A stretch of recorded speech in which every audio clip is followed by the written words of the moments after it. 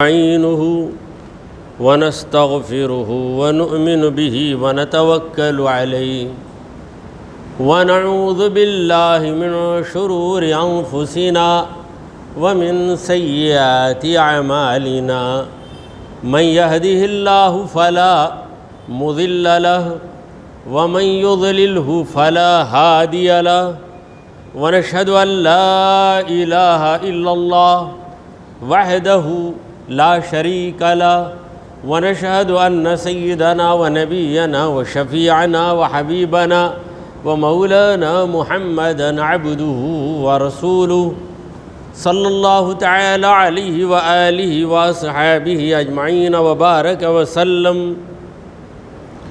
أما بعد فأعوذ بالله من الشيطان الرجيم. بسم الله الرحمن الرحيم. ألا إن أولياء الله لا خوف عليهم ولا هم يحزنون الذين آمنوا وكانوا يتقون. صدق الله مولانا العظيم. حاضرین محفل، السلام علیکم ورحمۃ اللہ وبرکاتہ. اللہ رب العزت جل وعلا کی ہم سب پر بے پناہ مہربانی ہے کہ اس نے ہمیں آقائے نامدار احمد مختار مدنی تاجدار دونوں جہاں کے سردار حضرت محمد مصطفیٰ رسول خدا صلی اللہ تعالی علیہ وآلہ وسلم کی بابرکت امت میں پیدا فرمایا. سامعین کرام، مسلسل جلسے ہو رہے ہیں آپ کی اس مسجد میں الحمدللہ. کل بھی آپ نے بیان سنا ہوگا، پرسوں بھی آپ نے بیان سنا ہوگا. تو بیانات کے اس سلسلے کی ایک کڑی میرا بھی بیان ہے. یوں سمجھ لیجئے کہ بیانات کا جو ہار ہے، اس ہار میں ایک ایک مخرر موتی بن کر اپنی اپنی چمک دکھا رہا ہے. تو پروردگار نے مجھے بھی موقع عطا کیا کہ میں بھی اپنی چند معلومات آپ کے سامنے عرض کروں. تو یہ جو جلسہ ہے، کل کا جلسہ، پرسوں کا جلسہ، پھر انشاءاللہ آنے والا جو کل ہے وہ جلسہ، ان تمام جلسوں اور ان تمام بیانوں کا ایک ہی عنوان ہے. عنوان ایک، مخرر جدا جدا. وہ عنوان کیا ہے؟ حضرت غوث العظم.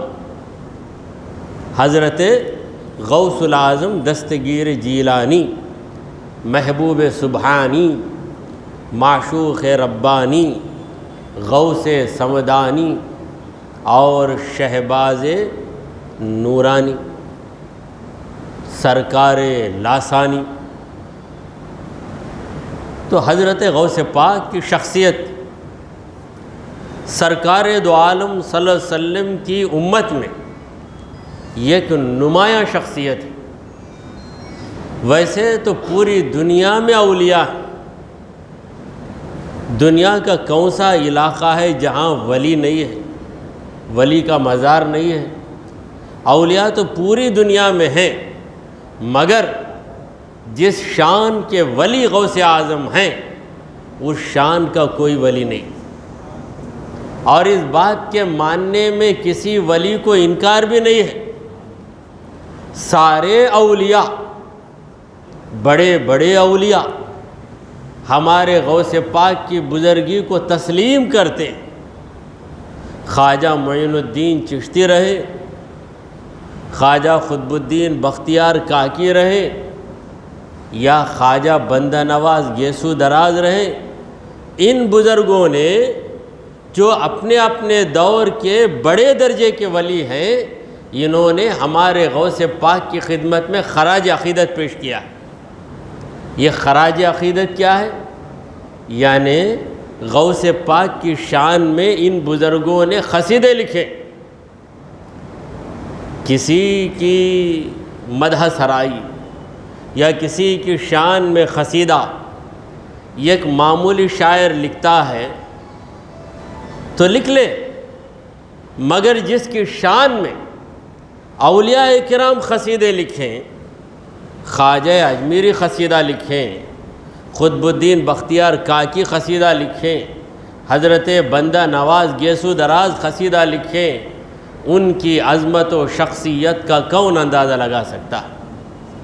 حضرات گرامی، غوث پاک کی شان میں بہت سے بزرگوں نے قصیدے لکھے، عربی میں بھی لکھے ہیں، فارسی میں بھی لکھے ہیں، اور اس ناچیز کو بھی غوث پاک کی شان میں ایک نظم لکھنے کا موقع ملا، تو اس کے چند اشعار آپ کے سامنے عرض کر کے میں اپنی بات کو آگے بڑھاتا ہوں. لطف اندوز ہونے کے لیے یہ میرے اشعار، میں معمولی آدمی ہوں، میری اردو بھی معمولی ہے، میرا شعر بھی معمولی ہے، اور معمولی چیز آسانی سے سمجھ میں آ جاتی. سرور اولیاء، سرور اولیاء میرے غوث الورا، سب کے مشکل کشا میرے غوث الورا. ساری دنیا میں ہے قادری سلسلہ، ساری دنیا میں ہے قادری سلسلہ، سب کے ہیں رہنما میرے غوث الورا. فاطمی آل ہیں، خلف حسنین ہیں، فاطمی آل ہیں، خلف حسنین ہیں، نسل شیر خدا میرے غوث الورا. تیری کشتی نہ ڈوبے نیازی کبھی، تیری کشتی نہ ڈوبے نیازی کبھی، اس کے ہے نا خدا میرے غوث الورا. حضرات گرامی، اسی لیے ایک فارسی شاعر نے حضرت غوث پاک رضی اللہ تعالیٰ عنہ کے بارے میں کہا، غوث العظم درمیان اولیاء، غوث العظم درمیان اولیاء، چوں محمد درمیان انبیاء. یعنی نبیوں کے درمیان جس طرح محمد مصطفیٰ صلی اللہ تعالی علیہ وآلہ وسلم کو امتیازی شان حاصل ہے، اولیاء کے درمیان ہمارے غوث پاک رضی اللہ تعالیٰ عنہ کو امتیازی شان حاصل ہے. کرامتیں اولیاء کرام سے صادر ہوتی ہیں، اور ہمارا کرامتوں پر عقیدہ. اہل سنت والجماعت اولیاء کرام کی کرامتوں کو تسلیم کرتے ہیں. عقائد کی مشہور نظم ہے بدو الامالی، قصیدہ بدو الامالی، اس کا شعر ہے، کرامات الولی بدار دنیا، کرامات الولی بدار دنیا، لہا کون فہم اہل النوالی. یعنی اولیاء کرام کی جو کرامتیں ہیں، دنیا کے اندر ان سے کرامتیں ظاہر ہوتی ہیں، یہ حقیقت ہے. اللہ تبارک و تعالی کی یہ نوازش ہے. پروردگار عالم پیغمبروں کو جو عجیب و غریب کرشمے عطا کرتا ہے، جن کرشموں کو دیکھ کر دنیا کے طاقتور لوگ اپنے ہتھیار ڈال دیتے ہیں، اپنے گھٹنے ٹیک دیتے ہیں، ان کرشموں کو معجزہ کہا جاتا. موسیٰ علیہ السلام سے کیا کرشمہ ظاہر ہوا؟ آپ نے لاٹھی زمین پہ ڈال دی تو وہ لاٹھی کیا ہو گئی؟ اژدہا بن گئی. اور پھر جب موسیٰ علیہ السلام نے اس اژدہے پہ ہاتھ رکھا تو وہ اژدہا کیا بن گیا؟ لاٹھی. یہ کیا ہے؟ یہ ہے معجزہ. عام انسان بلکہ دنیا کا خاص انسان بھی یہ کام نہیں کر سکتا، کسی سے ہو نہیں سکتا ہے کام. موسیٰ علیہ السلام سے ہو گیا، تو اس کا نام کیا ہے؟ معجزہ. اور کرامت قرآن مجید میں بھی اللہ تبارک و تعالیٰ نے کرامتوں کا ذکر کیا ہے، مگر قرآن میں اگلی امت کے ولیوں کی کرامتیں، پروردگار عالم نے اگلی امت کے ولیوں کی کرامتوں کا ذکر کر کے یہ واضح کر دیا کہ اگلی امتوں میں، اگلے پیغمبروں کی امتوں میں جو اولیاء پیدا ہوئے ان سے جب کرامتیں صادر ہو گئیں تو محمد مصطفیٰ صلی اللہ علیہ وسلم کی امت کے اولیاء کی کرامتیں بھی برحق ہیں۔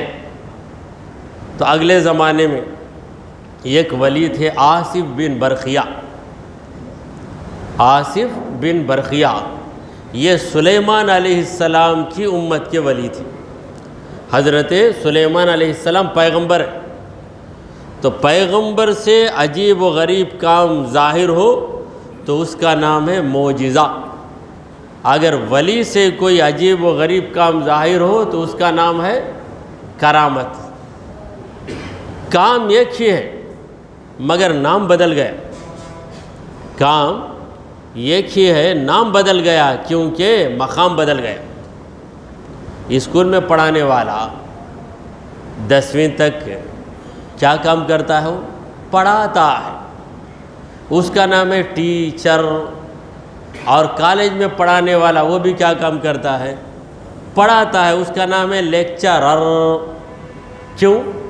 اسکول میں جا کر پوچھو کیا بھائی آپ نیو کالج میں ٹیچر؟ کیا بھائی ٹیچر سب اسکول میں، بھائی تم ٹیچنگ اتنا بھائی کرتے، ٹیچنگ کرتے، لیکن ہمارا مقام الگ ہے، ہمارا مقام ہے، ہم کالج میں ہیں لہٰذا ہم کو لیکچرر کہو۔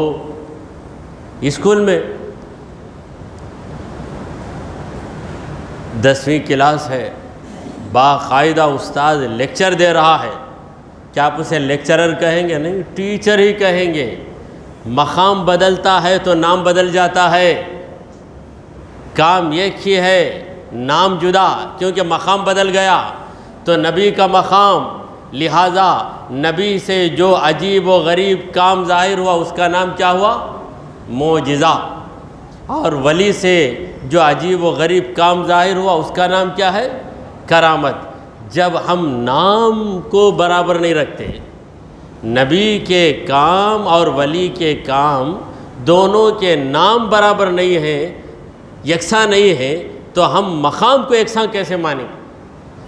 ہم نبی کو ولی کا درجہ، ہم ولی کو نبی کا درجہ نہیں دیتے، ہم ولی کو نبی کا درجہ نہیں دیتے اور نبی کو کبھی ولی کے مقام پہ نہیں اتارتے۔ تو ولی قابل احترام ہے کیونکہ وہ ولی ہے، نبی قابل احترام ہے کیونکہ ولی ہے۔ جب دونوں کے درجوں کی بات آئے گی تو ہم کہیں گے کہ ولی بڑے درجے والا ہونے کے باوجود جہاں نبی کا درجہ آتا ہے وہاں ولی کا درجہ نیچے ہو جاتا ہے، اور اس بات کو تسلیم کرنے میں کسی ولی کو انکار ہی نہیں ہے۔ کوئی ولی یہ نہیں کہتا کیا مجھے نبی سے گھٹا دیے، کوئی ولی نہیں کہے گا۔ اگر کہتا ہے تو وہ ولی ہی نہیں ہے، کیونکہ عقیدہ ہی اس کا برابر نہیں ہے، تو وہ ولی کہاں سے ہوا؟ مسلمان ہی نہیں ہوا۔ تو سلیمان علیہ السلام پیغمبر اور ان کی امت کے ولی کا نام آصف۔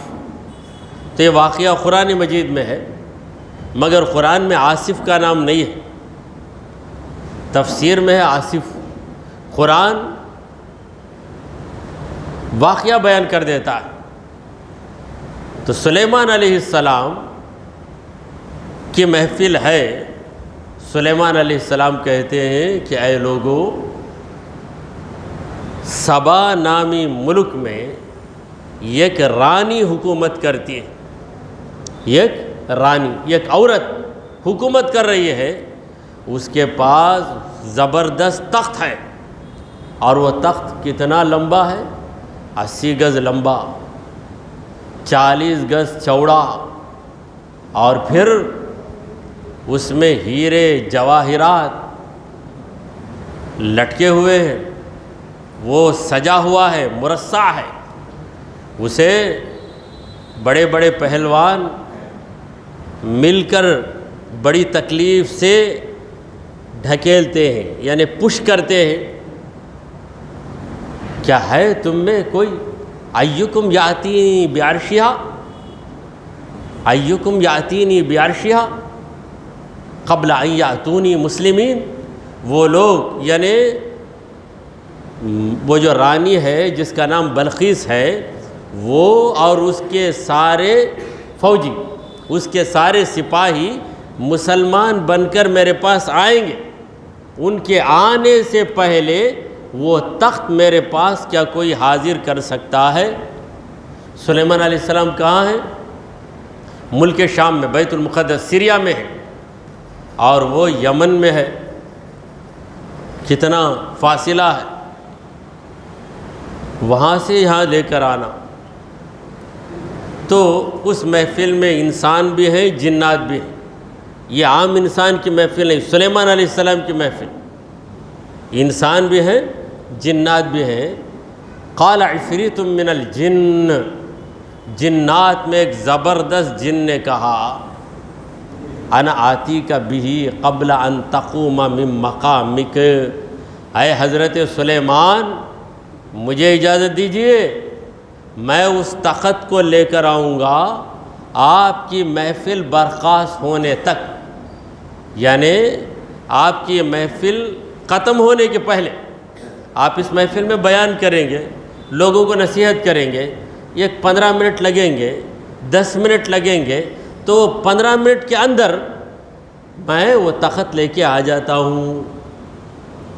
تو یہ گزارش کون کر رہا ہے؟ جن، انسان نہیں، جن کر رہا. جن کی طاقت کو لوگ مان لیتے ہیں، جن کر سکتا، مگر حقیقت یہ ہے کہ اللہ تبارک و تعالیٰ نے جن سے بڑھ کر طاقت انسان کو دی. ایک ولی کی طاقت کے سامنے جن اپنا زور نہیں دکھا سکتا. سلیمان علیہ السلام کو اس کی یہ بات پسند نہیں آئی، تسلی نہیں ہوئی، سیٹسفیکشن نہیں ہوا. کیا 20 منٹ کے بعد لائے گا میری محفل ختم ہونے کے بعد؟ تو سلیمان علیہ السلام نے اشارتاً کہا کہ نہیں، اتنا ڈیلے کر کے نہیں لانا. قال الذی عنده علم من الکتاب. اسی محفل میں ایک انسان بیٹھا ہوا تھا، ایک آدمی.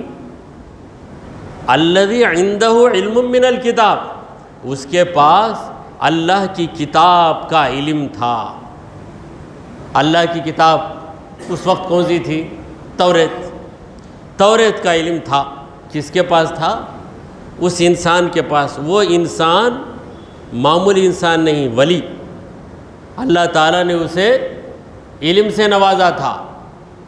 اس دور میں جسے قرآن کا علم حاصل ہوگا وہ ولی بن سکتا ہے. اور اس زمانے میں تو قرآن نہیں تھا، قرآن اترا ہی نہیں تھا، تو قرآن کہاں سے ہوگا؟ قرآن کس پہ اترا ہے؟ حضرت محمد مصطفیٰ صلی اللہ علیہ وسلم پر اترا ہے. اور سلیمان علیہ السلام اگلے زمانے کے پیغمبر ہیں. تو اس وقت جو کتاب تھی سلیمان علیہ السلام کے پاس، اس کتاب کا علم اس آدمی کے پاس تھا. اس نے کہا وہ انسان نہیں بلکہ آدمی، علم والا آدمی، اللہ کا ولی، اللہ کا دوست. اور اس کا نام ہے آصف بن برقیہ. نام کیا ہے؟ آصف. اس نے کہا قال الذي عنده علم من الكتاب انا آتيك به قبل ان يرتد اليك طرفك. اے حضرت سلیمان، وہ تخت میں لے کے آتا ہوں. کیا کہا؟ آتی کا بھی، اس تخت کو میں لے کر آتا ہوں. قبل ان يرتد اليك طرفك، آپ پلک جھپکنے کے پہلے، یعنی آنکھ بند کر کے کھولنے سے پہلے میں لاتا ہوں. یہ کہا اور لے کر آ گیا. یہ کیا ہے؟ یہ کرشمہ ہے یا کرشمہ نہیں ہے؟ واقعی کرامت ہے. یہی کہ یہ کرشمہ جو ہے، عجیب و غریب کام، ایک ولی سے صادر ہوا تو اس کا نام کرامت ہے.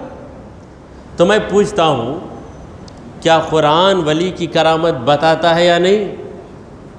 قرآن جب ولی کی کرامت بتاتا ہے اور ہم ولی کی کرامت کو مانتے ہیں تو ہم قرآن کو مانتے ہیں یا نہیں؟ ہم قرآن کو مانتے ہیں۔ جو لوگ ولی کی کرامت کا انکار کرتے ہیں وہ قرآن کا انکار کرتے ہیں یا نہیں؟ انکار کرتے ہیں، کیونکہ قرآن جہاں نبیوں کے معجزے بتاتا ہے وہ قرآن ولیوں کی کرامتیں بھی بتاتا ہے۔ تو آصف بن برقیہ کی کرامت اللہ نے بتائی۔ اب وہ وہاں پہ کیا ہو گیا؟ تخت حاضر ہو گیا آن دا اسپاٹ، اسی وقت۔ یہاں اس نے کہا میں لے آتا ہوں، پلک جھپکنے کے پہلے، یرتد الیک طرفک، اس کا ترجمہ ہے آپ کی آنکھ پلٹنے کے پہلے، یعنی بند ہو کر کھلنے کے پہلے لے کے آؤں گا۔ لے کر آ گیا۔ فلما رآہ مستقرا عندہ، جب دیکھا سلیمان علیہ السلام نے کہ وہ تخت آ ہی گیا، یہاں سے آ گیا، تو وہاں سے کیا ہوا؟ غائب ہو گیا۔ نہیں وہاں بھی ہے یہاں بھی ہے وہ، تو پھر آیا نہیں، ادھر غائب اور وہ تخت یہاں پہ حاضر۔ تو سلیمان علیہ السلام نے اپنے ولی کی کرامت کو دیکھا تو کہا ھذا من فضل ربی، یہ میرے رب کے فضل سے ہے کہ میری امت میں اللہ تعالیٰ نے ایسے صاحب کرامت ولی کو پیدا کیا ہے۔ سلیمان علیہ السلام نے کہا۔ اب یہاں پر ایک سوال پیدا ہوتا ہے، درجہ کس کا بڑا؟ سلیمان علیہ السلام کا درجہ بڑا یا آصف کا درجہ بڑا؟ سلیمان علیہ السلام کا۔ وہ خود ہی لا سکتے تھے، وہ خود ہی لا سکتے تھے، مگر ایک ولی کو انہوں نے کیوں حکم دیا؟ یاد رکھیے، ایک ولی جب یہ کام کر سکتا ہے تو سلیمان علیہ السلام یہ کام ضرور کر سکتے ہیں، یہ بتانے کے لیے۔ کیونکہ جب ایک استاد سے کوئی بحث کرنے آیا، اسکول میں انسپیکشن کے لیے آ گئے، آ کر بولے میں آپ سے پورے فارمولے پوچھنے والا ہوں، فزکس کے فارمولے پوچھوں گا، استاد سے کہا۔ استاد نے کہا کہ یہ میرا شاگرد ہے، اس سے پوچھ لو۔ اب شاگرد نے سارے فارمولے بتا دیے، تو اب جو انسپیکشن کے لیے آیا وہ کہے گا اب استاد سے کیوں پوچھوں میں؟ جب شاگرد بول سکتا ہے تو استاد کیوں نہیں بولے گا؟ جب شاگرد بول رہا ہے تو استاد کیوں نہیں بولے گا؟ تو یہ ولی نبی کا شاگرد ہوتا ہے، نبی کا غلام ہوتا ہے، نبی کا فالوور ہوتا ہے، نبی سے فیض حاصل کرنے والا ہوتا ہے، نبی کے پیچھے چلنے والا ہوتا ہے۔ جب ولی کے اندر یہ مقام ہے تو نبی کو یہ مقام کیوں حاصل نہیں ہوگا؟ تو قرآن مجید اگلے پیغمبروں کے واقعات پیش کرتا ہے، اگلے زمانے کے ولیوں کے واقعات پیش کرتا ہے، تاکہ محمد مصطفیٰ صلی اللہ علیہ وسلم کے زمانے کے ولیوں کی کرامتوں کی تصدیق ہو جائے۔ تو قرآن تصدیق کر دیتا۔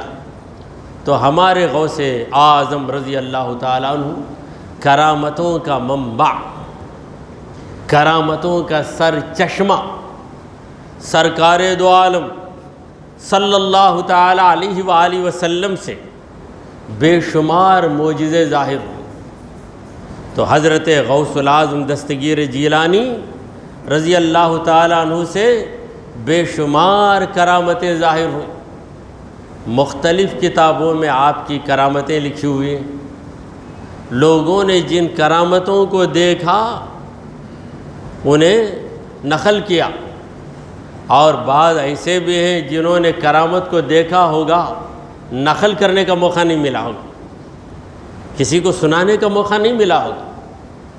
جو کتابوں میں کرامتیں آ گئیں ان کرامتوں کو ہم جانتے ہیں، چند ایسی بھی کرامتیں ہوں گی جو کتابوں میں نہیں آئیں۔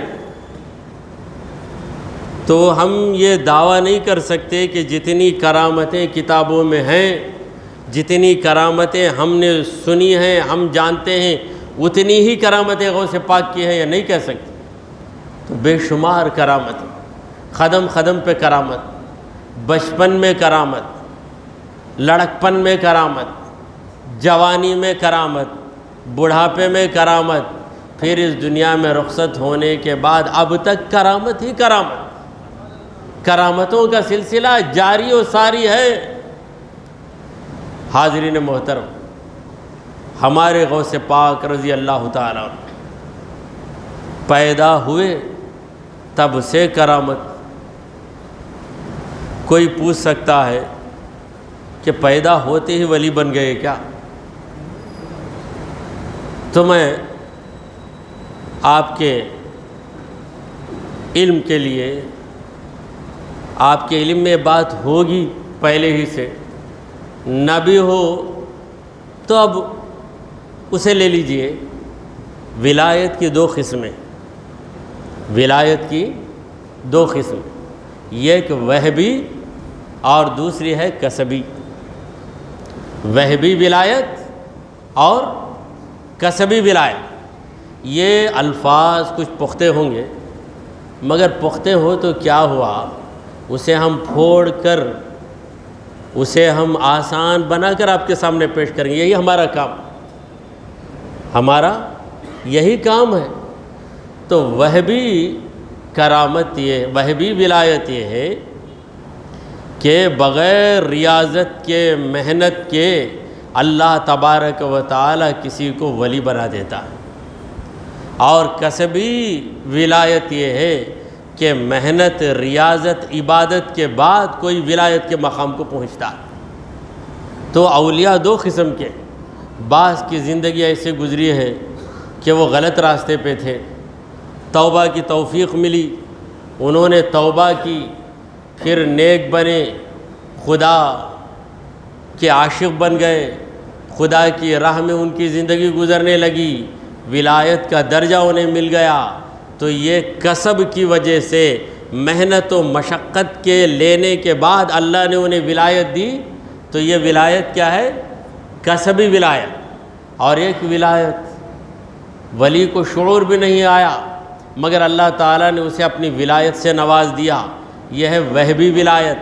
اور ہمارے غوث پاک کی ذات میں دونوں ولایتیں، وہبی ولایت بھی ہے، کسبی ولایت بھی ہے۔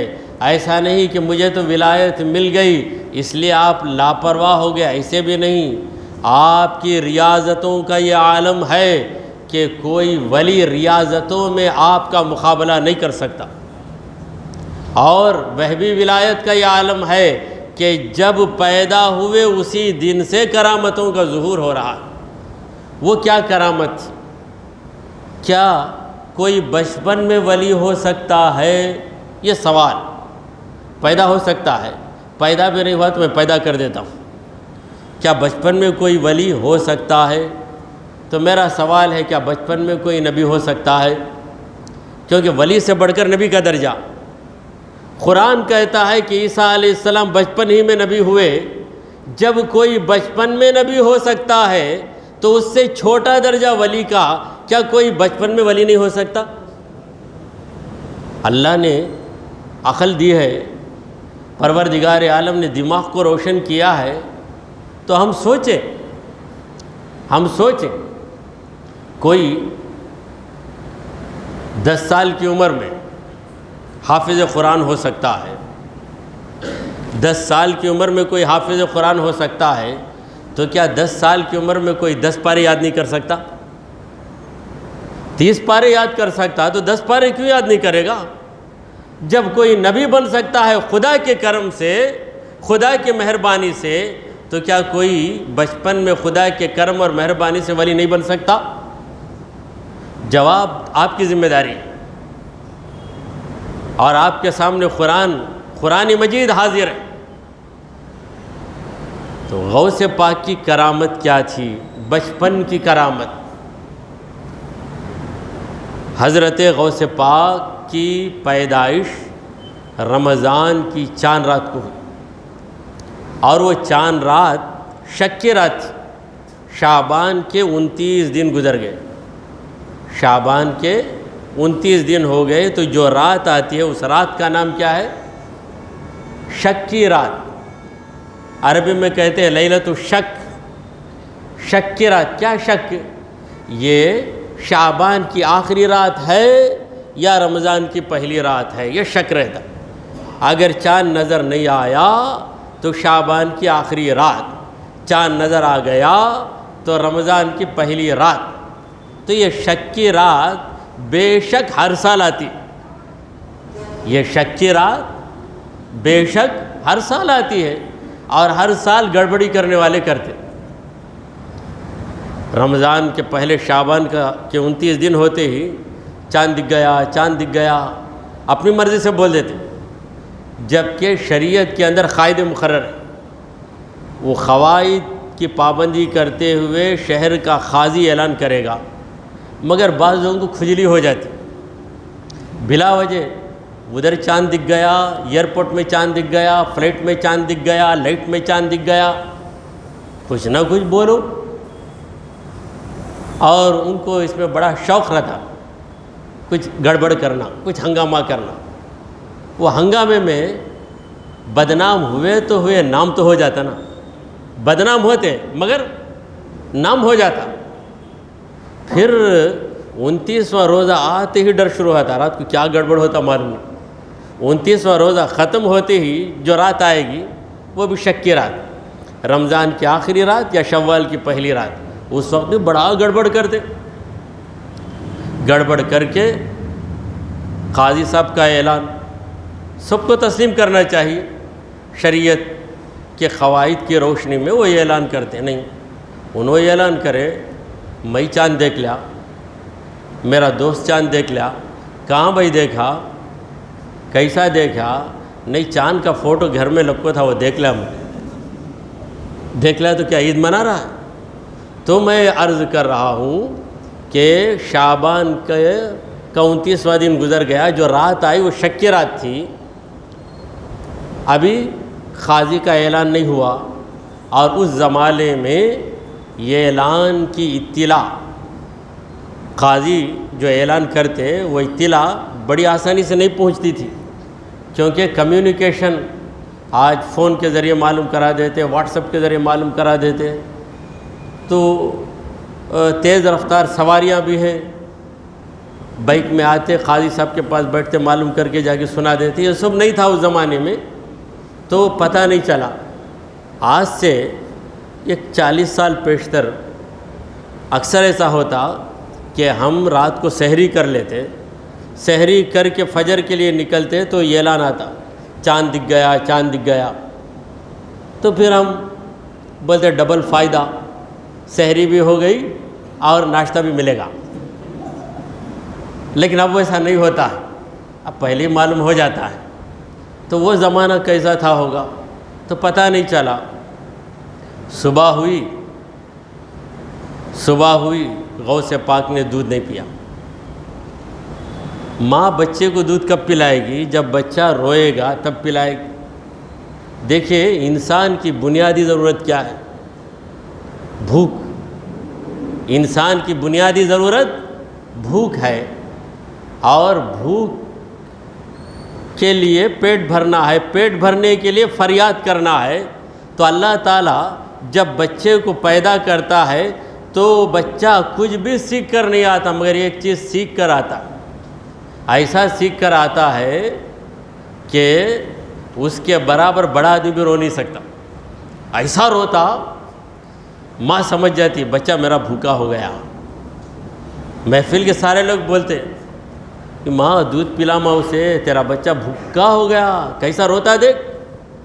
ایسا روتا کہ اگر ہم میں سے کوئی، کسی کی عمر 30 سال کی ہے، 50 سال کی ہے، کوئی 20 سال کا ہے، اب رو بولے تو نہیں رونا، بھوک لگی تو رو جی، زبردست بھوک لگتی ہے، رونا نہیں آتا، رونے بچے کو آتا، کہ اللہ اس کو سکھا کر بھیجتا ہے، کیونکہ اس کی ضرورت تبھی پوری ہوگی، وہ اللہ رحیم ہے، مہربان ہے، تو سکھا کر بھیجا، اور ہاتھ بھی دیا، پاؤں بھی دیا، سر بھی دیا، ناخن بھی، سب ہے، ایک چیز نہیں، کیا نہیں؟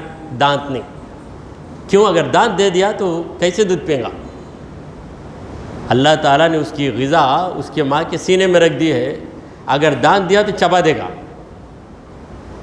آخر وہ جسم ہے، کھانے کے دانے تو نہیں ہیں، لہٰذا مسوڑوں کو نرم بنایا، دانتوں کو نہیں رکھا، اور بچہ دانتوں کے بغیر خوبصورت معلوم ہوتا ہے۔ یہ خدا کی قدرت کے کرشمے دیکھیے کہاں کہاں۔ تو میں بات کچھ کر رہا ہوں اور ادھر ادھر چلے جا رہا ہوں، مگر ادھر ادھر جا کر بھی دین کے دائرے ہی میں رہتا ہوں، کیونکہ ان ساری باتوں کے اندر دینی معلومات، اللہ اور اس کے رسول کے بارے میں معلومات ہمیں حاصل ہو رہی ہیں۔ تو صبح ہوئی تو رمضان کا پہلا دن، غوث پاک نے روزہ رکھ لیا، دودھ ہی نہیں پی رہے ہیں، روتے بھی نہیں، یہاں تک کہ جب افطار کا وقت آیا تو غوث پاک ابھی بچہ ہیں، اور بچے کی ادا کیا ہے؟ رونا۔ تو جہاں آفتاب غروب ہوا غوث پاک نے رو کر دودھ کو طلب کیا تو ماں نے دودھ پلانا شروع کیا۔ پھر آپ کی والدہ نے کہا کہ رمضان شروع ہو گیا ہے، رمضان شروع ہو گیا ہے، اس لیے کہ میرے لختے جگر نے دودھ نہیں پیا۔ کب سے نہیں پیا؟ روزے کا وقت جب شروع ہوا تب سے نہیں پی رہے ہیں، اور افطار کا وقت آنے تک نہیں پی رہے ہیں۔ آپ کی ماں نوٹ کر رہی ہیں، ماں سے بڑھ کر اس چیز کو کون نوٹ کرے گا؟ تو پھر قاضی کا اعلان آیا کہ چاند نظر آ گیا، اطلاع دیر سے ملی، لہٰذا جن لوگوں نے یہ روزہ چھوڑ دیا ہے عید کے بعد وہ اس روزے کی قضا کریں۔ تو لوگوں کا روزہ قضا ہوا، غوث العظم کا روزہ قضا نہیں ہوا۔ بچپن، پہلا دن۔ اب یہاں پر اعتراض، اور اعتراض کرنے والا بڑی عقل مندی سے، یعنی سمجھتا ہے کہ میرے اندر عقل مندی زیادہ ہے، وہ ہو سکتا کیا بھائی؟ بچہ روزہ رکھ سکتا کیا؟ بچہ ولی بن سکتا کیا؟ تو اسی لیے میں پوچھتا ہوں، بچہ نبی بن سکتا کیا؟ حضرت عیسیٰ علیہ السلام پیدا ہو، بی بی مریم ماں ہے، بی بی مریم کا نکاح نہیں ہوا، آپ سبھی حضرات جانتے ہیں، بی بی مریم کا نکاح نہیں ہوا، بڑی عبادت گزار، اللہ والی خاتون، پرہیزگار بندی، جن کی تربیت حضرت زکریا علیہ السلام نے کی، حاملہ ہو گئی، بچہ پیدا ہو گیا، اور وہ بچہ عیسیٰ علیہ السلام بچے کو لے کر جا رہی ہیں۔ لوگوں نے کہا کیا اے مریم کیا کام کیا تو نے؟ ہم تجھے بہت پارسا سمجھتے تھے، نیک عورت سمجھتے تھے۔ یا اخت ہارون ما کان ابوکی امرأ سوء وما کانت امکی بغیہ، تیری ماں بھی بری عورت نہیں تھی، تیرا باپ بھی برا انسان نہیں تھا، تو ایسا کام کیوں کر دی؟ یہ بچہ کیسے آ گیا جب کہ تجھے نکاح نہیں ہوا؟ تو بی بی مریم نے کیا کیا؟ بی بی مریم نے بات نہیں کی، بی بی مریم نے جواب نہیں دیا، کیونکہ بی بی مریم اگر جواب دیں گے تو سامنے والا آرگومنٹ کرے گا، بحث کرے گا، وہ کیسا یہ کیسا۔ فاشارت الیہ، بی بی مریم نے بچے کی طرف اشارہ کیا۔ یہ جو بچہ ہے کون ہے؟ وہ بچہ عیسیٰ علیہ السلام، اس وقت بچے ہیں، اشارہ کیا۔ کیا مطلب؟ اس سے پوچھو، don't ask me, ask my child, مجھ سے مت پوچھو، میرے بچے سے پوچھو۔ لوگوں نے کہا، پورا قرآن کی آیتیں، حافظ قرآن بھی ہیں ہماری محفل میں، قالوا کیف نکلم من کان فی المہد صبیا، ارے یہ تو بچہ ہے، جھولی میں جھول رہا ہے، اس سے ہم بات کریں، اس سے پوچھیں یہ کیا جواب دے گا؟ لوگ اعتراض کر رہے ہیں، بات ختم نہیں ہوئی۔ قال انی عبد اللہ، عیسیٰ علیہ السلام نے کہا میں اللہ کا بندہ ہوں، آتانی الکتاب، اللہ نے مجھے کتاب دی، مجھے پیغمبر بنایا، وجعلنی مبارکا، اللہ نے مجھے برکت والا بنایا ہے۔ کون کہہ رہے ہیں؟ عیسیٰ علیہ السلام۔ ان کی عمر کیا ہے؟ ابھی پیدا ہوئے۔ پہلا دن ہے، دودھ پیے ہیں ماں کا، اور ہونٹوں میں دودھ کی سفیدی ہے، جیب میں دودھ کی سفیدی ہے، اور فصیح و بلیغ زبان میں لوگوں سے خطاب کرتے ہیں انی عبد اللہ، میں اللہ کا بندہ ہوں، اللہ نے مجھے کتاب دی ہے۔ یہ نہیں کہا اللہ مجھے کتاب دے گا، نہیں، آتا نیل کتاب، آتا فعل ماضی، فعل ماضی آپ جانتے ہیں ٹینس ہونے کی ضرورت نہیں، فعل ماضی پاسٹ ٹینس ہے، پاسٹ ٹینس آسانی سے سمجھ میں آئے گا۔ آتا نیل کتاب، اللہ نے مجھے کتاب دے دی، اور اس وقت وہ کیا تھے؟ نبی بھی تھے، سبی بھی تھے۔ سبی کا معنی بچہ، نبی بھی تھے، سبی بھی تھے، پیغمبر ہیں مگر بچہ ہیں۔ جب ایک بچہ طفل شیر خوار، کیا ہے؟ طفل شیر خوار یعنی دودھ پینے والا بچہ، دودھ پینے والے بچے کو کیا کہتے ہیں؟ طفل شیر خوار۔ جب ایک طفل شیر خوار دودھ پینے والا بچہ نبی بن سکتا ہے تو کیا ولی نہیں بن سکتا؟ بڑا درجہ مل جاتا ہے تو چھوٹا درجہ نہیں ملے گا کیا؟ مل سکتا ہے بھائی، آپ 25 کلو اٹھا سکتے ہیں وزن، تو کیا 10 کلو نہیں اٹھا سکتے؟ یہ مثالیں جو دے رہا ہوں یہ سمجھانے کے لیے دے رہا ہوں، کیونکہ مثال کے اندر ایک کمال ہے کہ بات سمجھ میں آ جاتی ہے۔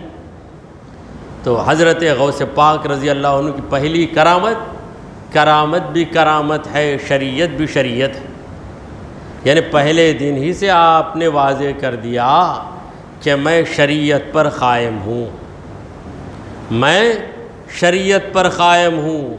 ان لوگوں کو شرم آنی چاہیے جو غوث پاک کا نام لیتے ہیں، غوث پاک کی محبت جتاتے ہیں، مگر شریعت کی پابندی نہیں کرتے، شریعت کی پابندی نہیں کرتے۔ ہمارے غوث پاک کا ارشاد ہے کل حقیقت لا تشہد لها الشریعہ فہی زندقہ۔ کل حقیقہ، ہر وہ حقیقت یا ہر وہ معرفت اور ہر وہ راہ سلوک جس کی گواہی شریعت نہیں دیتی، شریعت اگر سپورٹ نہیں کرتی ہے تو اس کا نام معرفت نہیں ہے، اس کا نام حقیقت نہیں ہے، اس کا نام تصوف نہیں ہے، وہ کیا ہے؟ فہی زندقہ، وہ بے دینی ہے، وہ گمراہی ہے۔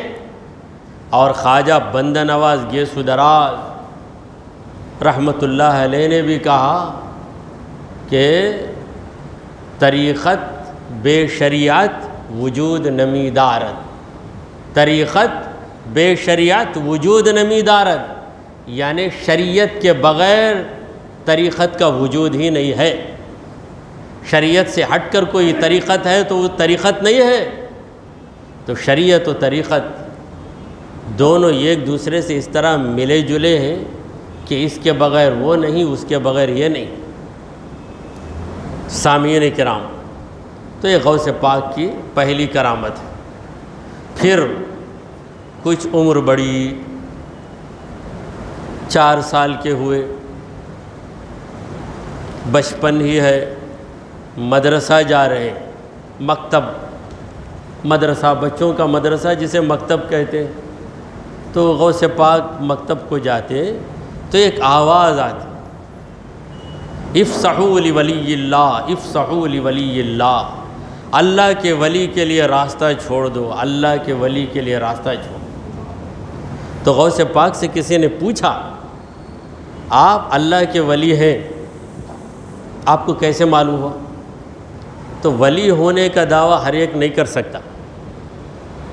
کئی اولیاء ایسے ہیں جنہیں خود پتہ نہیں کہ وہ ولی ہیں، بہت سے اولیاء، مگر غوث پاک ویسے ولی نہیں تھے، انہیں خود پتہ تھا کہ وہ اللہ کے ولی، دونوں قسم کے ولی۔ اب ہر ولی اسے معلوم نہ، ولی بولو غوث پاک کو کیسے معلوم ہو گیا؟ تو ہر ولی اس کی بات الگ ہے، غوث پاک ان کی بات الگ ہے۔ تو غوث پاک سے کسی نے پوچھا کہ آپ اللہ کے ولی ہیں؟ الحمدللہ، خدا کا کرم ہے، خدا کا کرم ہے، میں خدا کا ولی ہوں۔ کیسے معلوم ہوا؟ نے کہا بچپن تھا میرا، میں جب مدرسہ جاتا تو ایک آواز آتی، میں سنتا افسحوا لولی اللہ، اللہ کا ولی آ رہا ہے، اس کے لیے جگہ چھوڑ دو، جگہ چھوڑ دو، تو میں جا کے بیٹھ جاتا۔ بچے نہیں سنتے تھے، مگر استاذ کبھی سن لیتے تو استاذ کہتے آ جاؤ اللہ کے ولی آ جاؤ، بلاتے تھے۔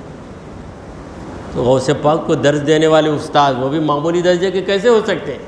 وہ بھی بڑے درجے کے ولی ہوں گے۔ تو یہ کرامت۔ پھر کچھ عمر بڑی، گلی میں گائے آئی، ایک عجیب و غریب گائے، گیلان کے رہنے والے تھے ہمارے غوث پاک، گیلان کے، گیلان ایک قصبہ ہے ایران میں۔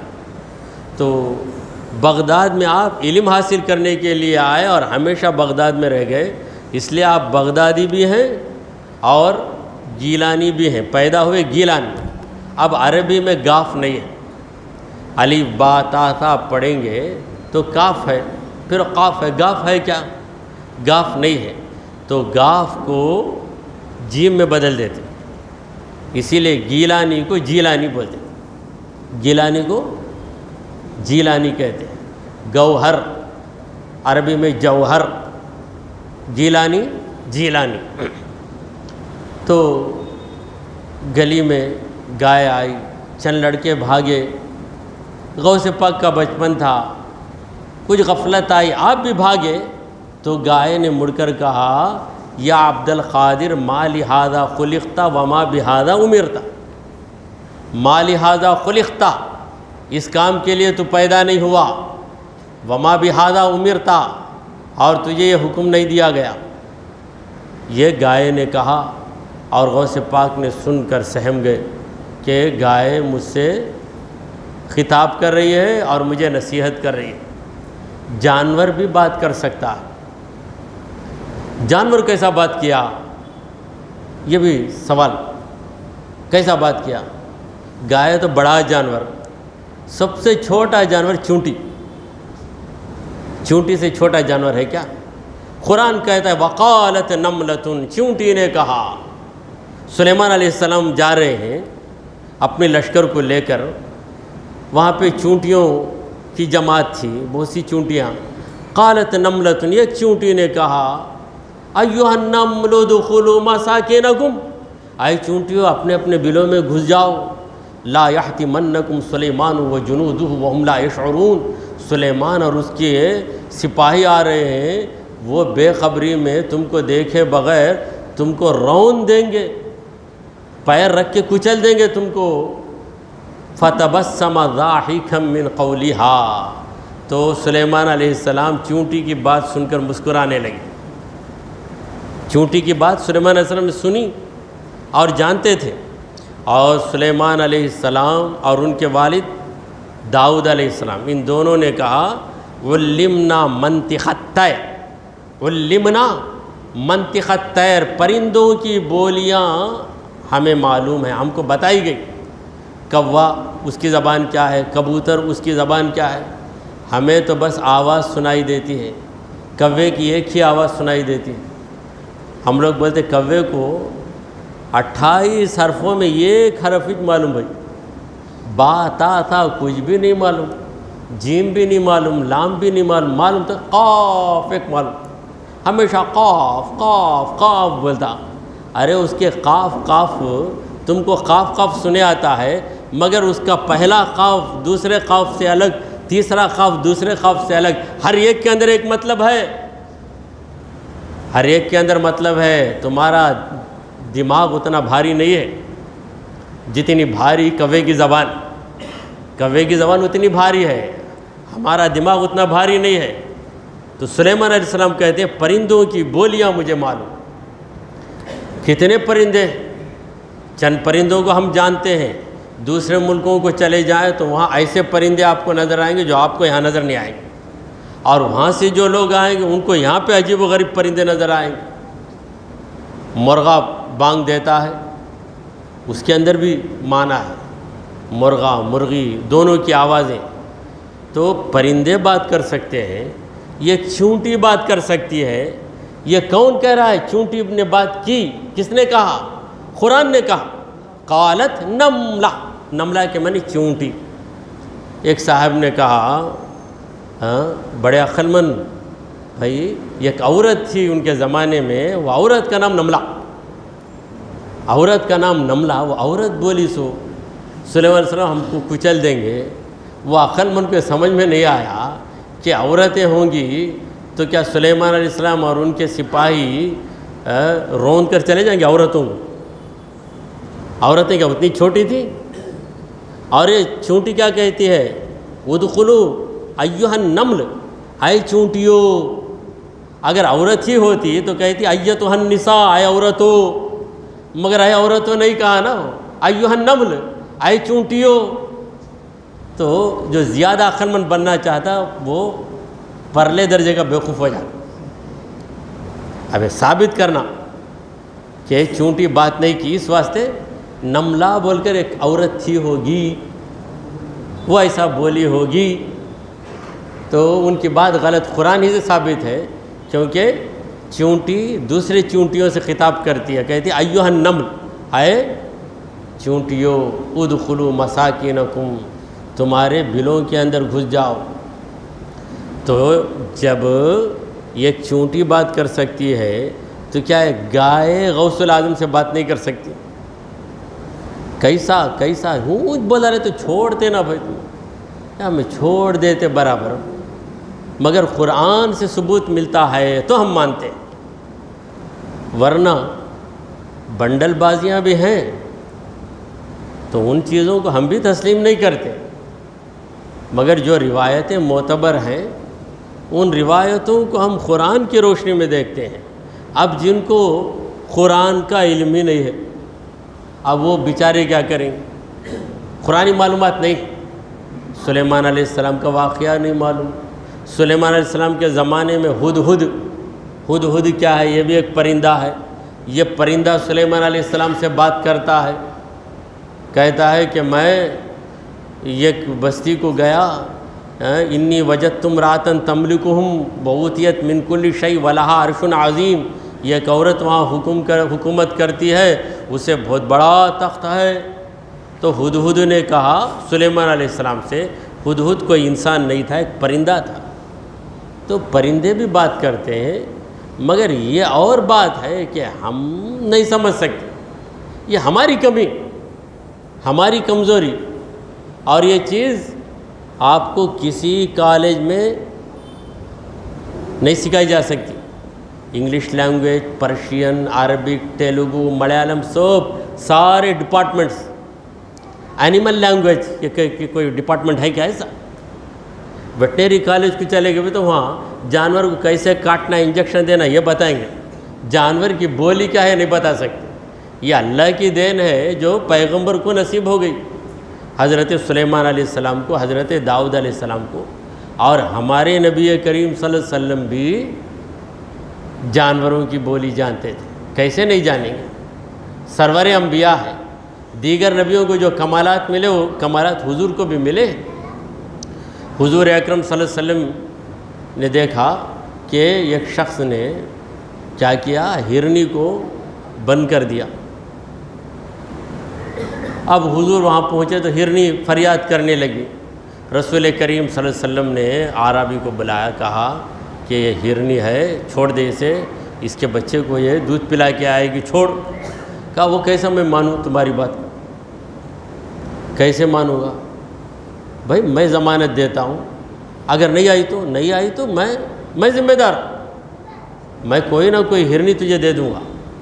تو کھول دیا، گئی ہرنی، دودھ پلائی، حضور کے پاس آئی، حضور کے قدموں میں اپنا سر رکھا، پھر کہا کہ چاہے اس کو باندھ دے. تو حیران ہو گیا، ارے یہ ہرنی ہے، ہرنی کے روپ میں ایک انسان ہے، کیا ہے پتہ نہیں.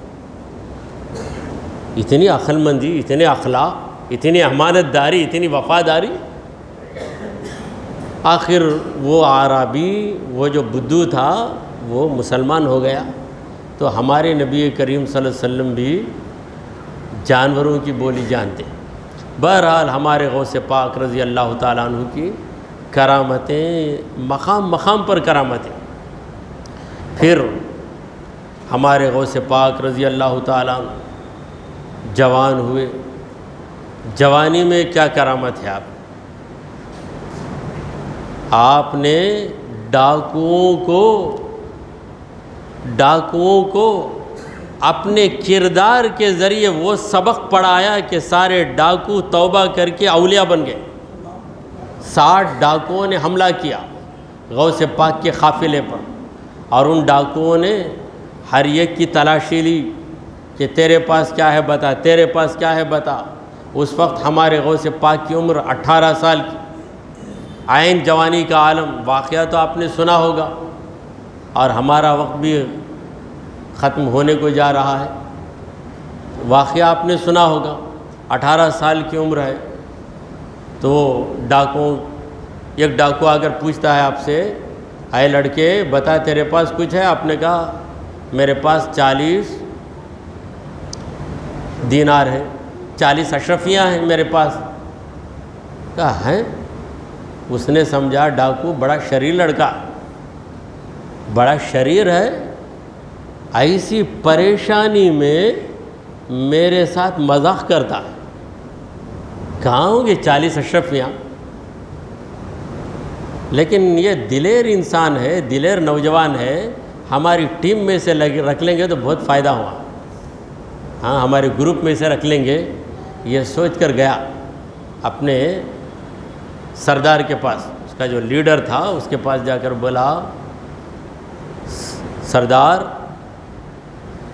یہ جو قافلے والے یہ بڑے بزدل ہیں، ہم نے ان کو لوٹ لیا تو ہر ایک پر راشا طاری ہے، مگر ایک 18 سال کا لڑکا ہے، بالکل نارمل ہے، گویا کچھ ہوا نہیں اس پر، اور میں جب اس سے پوچھتا ہوں کچھ ہے تیرے پاس تو بڑی دلیری سے کہتا ہے 40 اشرفی ہیں میرے پاس۔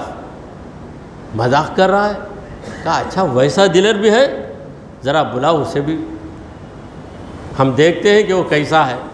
گئے غوث پاک، کہا اے لڑکے سچ سچ بتا، تجھے پتہ ہے ہمارے ساتھ شرارت کرنے کا انجام کیا ہوتا ہے، ہم کھال اتار دیتے ہیں، بول کیا ہے تیرے پاس؟ کیا ہے تیرے پاس؟ 40 اشرفیاں ہیں میرے پاس۔ کہاں ہیں؟ آستین میں ہیں، ہم دیکھیں گے، اگر چیک کریں گے کرو۔ تو کہا اس کے اندر ہے، سلی ہوئے ہیں۔ جب ادھیڑ کر دیکھا تو 40 اشرفیاں ہیں۔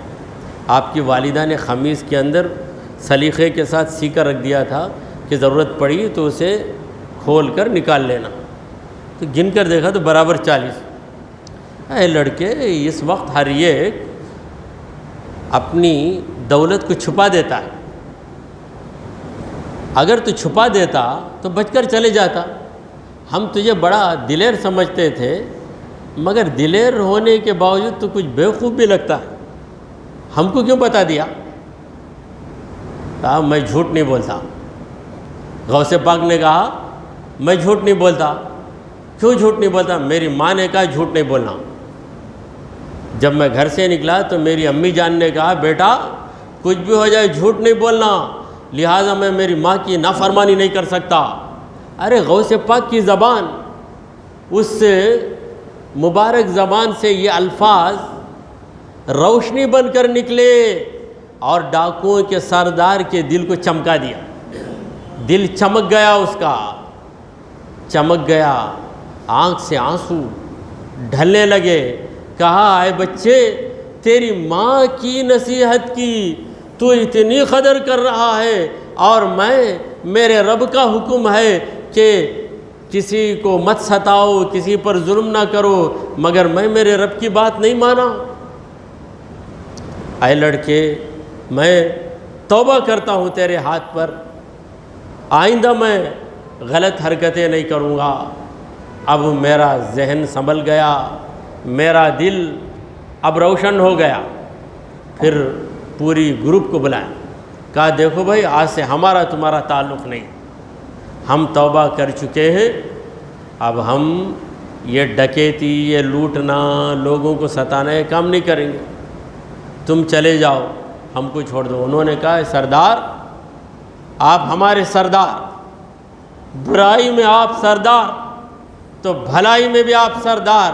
جب آپ توبہ کر چکے تو ہم نے بھی توبہ کر لی. تو 60 ڈاکو مل کر قافلے والوں کی ساری چیزیں واپس کر کے سب سے معافی مانگ کر ہمیشہ ہمیشہ کے لیے نیک بن جاتے ہیں.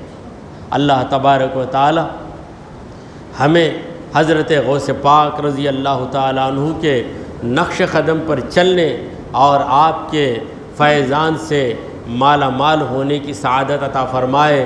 آمین. وآخر دعوانا ان الحمد للہ رب العالمین.